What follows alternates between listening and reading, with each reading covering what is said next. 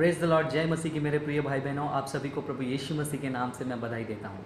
मेरे प्रिय भाई बहनों, आजकल पहले से क्रिश्चियन समुदाय जो है बहुत सारे परेशानियों से जूझ रहा है, लेकिन उसी के बीच क्रिश्चियन मिनिस्ट्री के अंदर ही अंदर से डैमेज करने वाले भी बहुत सारे चीज़ें आज तेज़ी से फैल रही हैं। बाहर से परसिक्यूशन होना ये तो पहले दिन से हो रहा है, जब से यीशु मसीह ने सेवा शुरू किया है उसी दिन से हो रहा है। लेकिन कलीसियाँ जब बढ़ रही हैं, उनके अंदर से भी जो है शैतान जो है गलत बीज को बो रहा है। जी हाँ, शैतान कलीसिया के अंदर गलत बीज को बो रहा है और उसका मदद कर रहे हैं आजकल के फेमस पास्टर्स।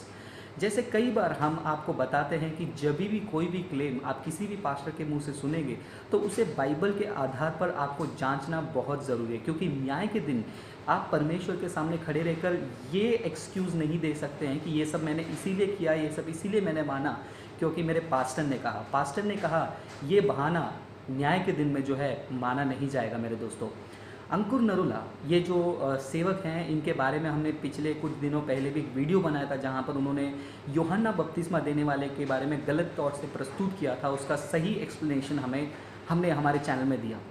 लेकिन कुछ दिन पहले फिर से अंकुर नरूला का एक और वीडियो हमें मिला जो कि हमारी टीम ने एनालाइज किया है, और वो वीडियो देखने के बाद बहुत ज़्यादा दुख हुआ, क्योंकि अंकुर नरूला जैसे बहुत सारे ऐसे प्रॉस्पेरिटी प्रीचर्स हैं, बाइबल के वचन को कॉन्टेक्स्ट से निकाल कर लोगों के मन में पैसा, चंगाई, अमीरी और सुखद जीवन का लालच पैदा करते हैं। तो ये वीडियो क्लिप को मैं प्ले करता हूँ, इसे आप देखिए। उसके बाद हमारे टीम मेंबर पास्टर मोनिश उसका रिस्पॉन्स पेश करेंगे। यदि आप बाइबल पे भरोसा करते हैं, यदि आप कॉन्टेक्स्ट को, बाइबल को आदर करते हैं, तो ये वीडियो को अंत तक देखिए और ये सभी के साथ शेयर कीजिए, ये जानने के लिए कि किस प्रकार अंकुर नरूला जैसे लोग बाइबल को गलत प्रस्तुत करते हैं, लोगों के अंदर लालच दिलाते हैं और बाद में उनको एंशियस फील करवाते हैं जब उनके जीवन में प्रार्थना करने पर आशीषें नहीं आती हैं। तो चलिए ये वीडियो क्लिप देखिए और उसके बाद पास्टर मोनिश का रिस्पॉन्स अंत तक देखिए। यदि आप वाकई में वचन से प्रेम रखते हैं तो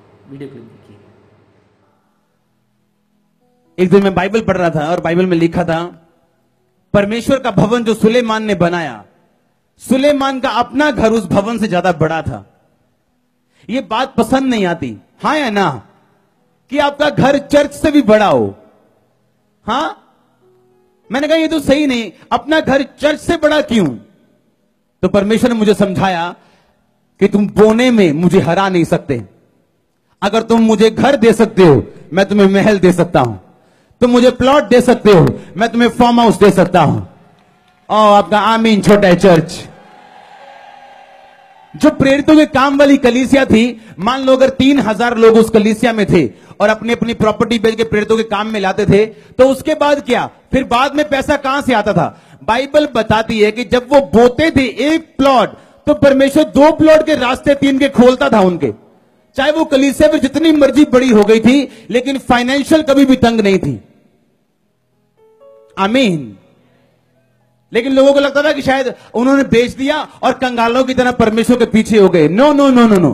परमेश्वर ने कहा, तू जो कुछ बोएगा इसी धरती के ऊपर 100 गुना काटेगा और परलोक में अनंत जीवन भी काटेगा साथ में। हालेलुया। इसी धरती पे तू काटेगा। अगर तूने जमीन बोई है, मैं तुम्हें जमीन दूंगा। अगर आज मेरे बैंक अकाउंट मैंने परमेश्वर में खाली कर दिए, तो भरने का भी एक दिन टाइम आएगा।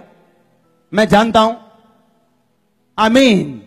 क्योंकि परमेश्वर को आप हरा नहीं सकते। आप अगर बो सकते हैं, वो आपको काटने को दे सकता है। आप इतना काटोगे यीशु मसीह के नाम में, रखने के लिए जगह नहीं होगी आपके पास। अगर आमीन हो चाहे चर्च।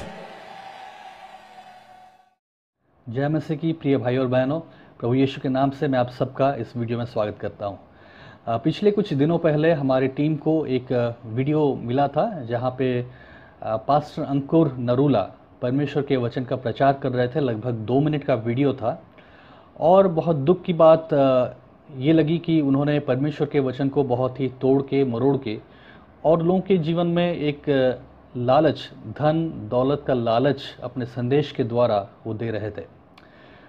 उस वीडियो का लिंक आपको इस वीडियो के नीचे मिल जाएगा। तो अंकुर नरूला के इस 2 मिनट के वीडियो में 3 खास बातें थी जो उन्होंने कही। पहले कि जब हम परमेश्वर को एक प्लॉट देते हैं तो परमेश्वर हमें एक फार्म हाउस लौटाता है।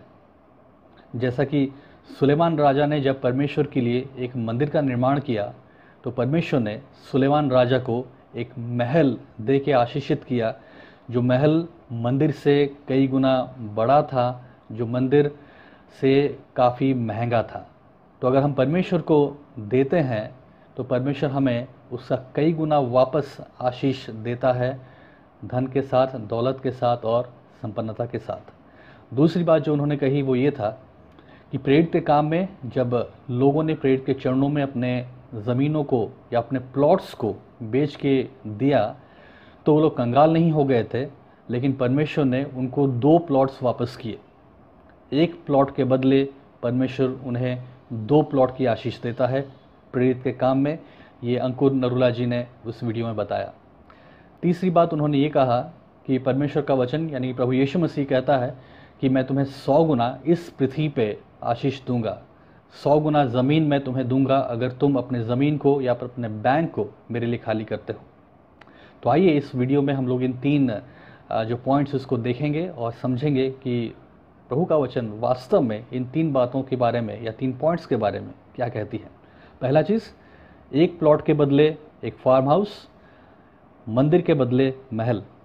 प्रभु का वचन अगर हम पढ़ें, दूसरा इतिहास 6 अध्याय 1 से लेके 11 पद, पहला इतिहास 22 अध्याय 1 से 19, पहला इतिहास 28 अध्याय 1 से 21 और 29 अध्याय 1 से 20। इन अलग अलग पदों में परमेश्वर के वचन में ये बहुत स्पष्ट होता है कि दाऊद वो राजा था जो परमेश्वर के लिए भवन बनाना चाहता था, लेकिन परमेश्वर ने दाऊद से कहा कि तू भवन नहीं बनाएगा, तू मेरे लिए मंदिर नहीं बनाएगा, लेकिन तेरा बेटा सुलेमान को मैंने चुना ताकि वो मेरे लिए उस भवन को या मंदिर को बनाएगा। और इस कारण परमेश्वर ने दाऊद की सहायता की ताकि दाऊद ने उस मंदिर का नक्शा, उस मंदिर से जुड़ी हुई हर एक व्यवस्था, चाहे धन, चाहे दौलत, सोना, चांदी, लकड़ी, हर एक बातों को उसने प्रबंध कराया अपने बेटे को, और सुलेमान की देख रेख में वो मंदिर का निर्माण हुआ। प्रभु का वचन ये भी कहता है कि वो मंदिर बनने में 7 साल लगा, पहला राजा 6 का 38, लेकिन सुलेमान ने जो अपने महल को बनाया उसमें 13 साल लगे, पहला राजा 7 अध्याय और उसका 1 पद। अब सवाल ये उठता है कि सुलेमान का जो महल था वो उस मंदिर से ज़्यादा महंगा था और बड़ा था। ऐसा क्यों है? मैं कुछ बातों को आपके सामने रखूंगा और इस हम लोग देखेंगे कि ऐसा क्यों हुआ था। पहली बात ये कि जब मंदिर का निर्माण हुआ उसके लिए कोई व्यवस्था करनी पड़ी थी, क्योंकि दाऊद राजा ने पहले से ही वो हर एक व्यवस्था को प्रबंध करके अपने बेटे सुलेमान को दिया था, जो कि सुलेमान के महल के साथ नहीं था। तो ये कारण ये हो सकता है जिस वजह से उस मंदिर के निर्माण में काफ़ी ज़्यादा साल और समय लगे। दूसरा, जो महल था वो महल सिर्फ राजा के रहने के लिए नहीं था, यानी कि सुलेमान राजा का वो पर्सनल घर जैसा नहीं था या महल नहीं था, लेकिन वो महल एक ऐसा जगह था जहाँ पे ना केवल सुलेमान रहता था लेकिन साथ साथ वो एक एडमिनिस्ट्रेटिव सेंटर भी था, यानी कि उस देश के कामकाज से जुड़े हुए कार्यालय भी वहाँ पे थे। वहाँ पे सेना के हथियार रखने का भंडार गृह था, भंडार का स्थान था, स्टोर हाउस था जहाँ पे और भी सामान रखे जाते थे। तो ये सिर्फ एक महल जहाँ पे सुलेमान अकेले रहता था, यानी कि अपने परिवार के साथ रहता था, पत्नियों के साथ रहता था, ये ऐसा नहीं था, लेकिन उसका महत्व पूरे राज्य से जुड़ा था, राज्य के कामों से जुड़ा था और अलग अलग उसमें सेक्शंस थे, जिसके वजह से वो महल काफ़ी बड़ा था और इस वजह से उसमें खर्चा भी मंदिर से ज़्यादा हुआ। तीसरी बात हम यहाँ पे ये देखेंगे कि पहला राजा 5 अध्याय 1 पद से लेके 8 अध्याय के 66 पद तक परमेश्वर का वचन इस मंदिर के बारे में हमें विस्तार से बताता है। डिटेल में, विस्तार में इस मंदिर के हर एक बातों को परमेश्वर के वचन में रखा गया है, लेकिन सुलेमान के महल के बारे में कोई खास बात हमें नहीं बताई जाती है परमेश्वर के वचन में। तो ये साफ साफ हमें एक संकेत देता है कि परमेश्वर का वचन क्या चाहता है या परमेश्वर क्या चाहता है कि हम किन बातों पे अपना महत्व को दिखाएं, किन बातों के ऊपर अपना महत्व हम लोग रखें, परमेश्वर की बातों पे या संसार की बातों पे। परमेश्वर का वचन जब परमेश्वर के मंदिर के बारे में खास रीति से विस्तार से हमें बातें बताती हैं और सुलेमान के उस महंगे और बड़े महल के बारे में कुछ भी नहीं बताती है, तो ये हमारी एक आत्मिक शिक्षा है कि हमें अपने जीवन में किन बातों को ज़्यादा महत्व देना है। ये हमें सिखाती है कि हमारा जीवन किन चीज़ों पर, हमारे जीवन में किन चीज़ों पर हमें मन लगाना चाहिए, किन चीज़ों की प्राथमिकता और ज़रूरत हमारे जीवन में होनी चाहिए और किन चीज़ों पर हमें ध्यान नहीं लगाना चाहिए, भले ही वो बड़ी हो, महंगी हो।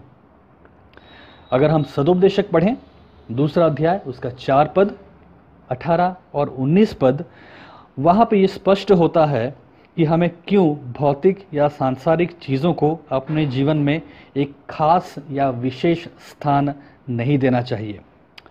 ऐसी बातों से अंकुर नरूला लोगों के मन में एक लालच को उत्पन्न करते हैं, जबकि परमेश्वर का वचन खुद यीशु मसीह हमें लालच से बचने के लिए चेतावनी देता है लूका 12 अध्याय 15 पद में, और साथ ही साथ लूका 4 अध्याय और 45 पद के अनुसार अंकुर नरूला जी की मानसिकता यहाँ पे प्रकट होती है। दूसरी बात जो उन्होंने कहा था कि प्रेरित के काम में 1 प्लॉट के बदले लोगों को 2 प्लॉट मिला। जब उन्होंने 1 प्लॉट परमेश्वर को दिया तो उन्हें 2 प्लॉट मिले। अगर हम प्रेरित के काम में पढ़ें 4 अध्याय 32 से लेकर 35 पद, लोगों ने इस कारण अपने ज़मीन को, जायदाद को बेच के अपना धन प्रेरितों के चरणों में रखा। कारण ये था ताकि सब लोगों के बीच में एक समानता हो, किसी के पास कमी ना हो, घटी ना हो, लेकिन सबके जीवन में और सबके पास उनके आवश्यकताओं के अनुसार उनकी पूर्ति हो पाए। ये कारण था जिस वजह से लोगों ने अपनी ज़मीन बेच के प्रेरितों को दिया। लेकिन क्या ज़मीन बेचने के बाद उन्हें 2 प्लॉट मिल गए?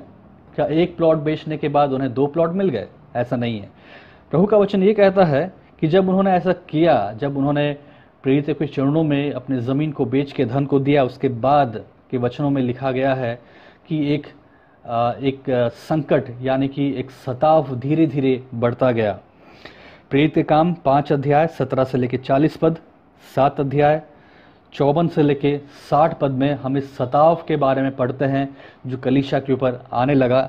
और अगर हम प्रेरित के काम 8 अध्याय 1 से 3 पद पढ़ते हैं, हम वहाँ पाएंगे कि यरूशलेम में एक भीषण बहुत भयानक एक सताव फैल गया, जिस कारण से वहाँ के विश्वासी वहाँ से तितर बितर हो गए। लेकिन क्या वहाँ से तितर बितर होने के बाद भी उन्हें 2 प्लॉट मिल गए? नहीं। प्रभु का वचन कहता है कि जब वो वहाँ से तितर बितर हो गए, फिर भी उन्होंने 2 प्लॉट पाने के लिए ढूंढना शुरू नहीं किया, 2 प्लॉट पाने के लिए परमेश्वर के पास प्रार्थना करना शुरू नहीं किया। लेकिन बाइबल बताती है कि वो लोग तब वापस परमेश्वर का वचन प्रचार करना शुरू किए। तो ये दूसरी बात जो अंकुर नरूला जी ने कहा, ये बिल्कुल झूठ है और परमेश्वर के वचन के एकदम विपरीत है। तीसरी बात उन्होंने कहा था, यीशु मसीह कहते हैं कि वो हमें 100 गुना ज़मीन देगा, और उन्होंने मरकुस 10 अध्याय 29 से लेकर 30 पद में से इस बात को उठाया था। लेकिन दुख की बात यह है कि उन्होंने उसमें से सिर्फ ज़मीन शब्द को उठाया, जबकि इन 2 पदों में माँ बाप, भाई बहन, बच्चे और ताड़ना के बारे में भी लिखा है, संकट के बारे में लिखा है, परसिक्यूशन के बारे में लिखा है। उन्होंने इन बातों का जिक्र नहीं किया, लेकिन उन्होंने सिर्फ ज़मीन का जिक्र किया। उस पद में लिखा है, अगर हम परमेश्वर के लिए, उसके राज्य के लिए अपने माँ बाप, भाई बहन, बच्चों, ज़मीन को छोड़ते हैं तो उसका 100 गुना प्रतिफल परमेश्वर हमें इस संसार में सताव के साथ देगा, और न कि इस संसार में, इस जगत में, आने वाले जगत में भी। तो इसका अर्थ क्या है? प्रभु का वचन इसके द्वारा हमें समझाना चाहता है कि जब हम परमेश्वर के लिए इन बातों को त्यागते हैं, चाहे हमारे सांसारिक रिश्ते, चाहे हमारे ज़मीन, तब परमेश्वर उसकी 100 गुना भरपूरी करता है। लेकिन ये भरपूरी कैसी है? आइए देखते हैं। यहाँ पर 100 गुना भरने को ये दिखाया जाता है। 100 गुना भरपाई का अर्थ ये है कि जब सुसमाचार के लिए हम अपने करीबी रिश्तों को त्यागते हैं और हम उन्हें छोड़ते हैं, तो परमेश्वर ठीक ऐसे ही रिश्तों से हमें वापस भरपूर करता है परमेश्वर के राज्य में, अपनी कलीसिया में, अपनी देह में। मसीह की देह में इन नए रिश्तों का प्रेम उस दुख से हमें बाहर निकलने के लिए हमारी सहायता करता है, जो दुख हमने उठाया था जब हमने अपने इन प्रियजनों को परमेश्वर के लिए सुसमाचार के लिए त्यागा था। वो ज़मीन जिसमें हम बीज बो के फसल काट लेते थे, जब हम उस ज़मीन को सुसमाचार के लिए, परमेश्वर के राज्य के लिए त्यागते हैं, छोड़ते हैं और प्रभु के पीछे चलते हैं, तो परमेश्वर हमें एक भरपूरी की ज़मीन देता है। अब ये वो ज़मीन है जहाँ हम परमेश्वर के राज्य के लिए आत्माओं को जीतते हैं, जब हम परमेश्वर के द्वारा बुलाए गए स्थान में जाते हैं, परमेश्वर के द्वारा ठहराए गए स्थान में उसकी सेवा करते हैं। तो अंकुर नरूला जी का लालच दे के लोगों को भरमाना, धन दौलत की लालच दे के लोगों के मन में एक गलत शिक्षा को देना, ये बहुत दुख की बात है। मेरे प्रिय भाइयों और बहनों, प्रार्थना करें कि परमेश्वर हमें अपने मार्गों में चलाएं। प्रार्थना करें कि परमेश्वर अपने वचन की सही और खरी शिक्षा में हम लोगों को बनाए रखे। आमीन।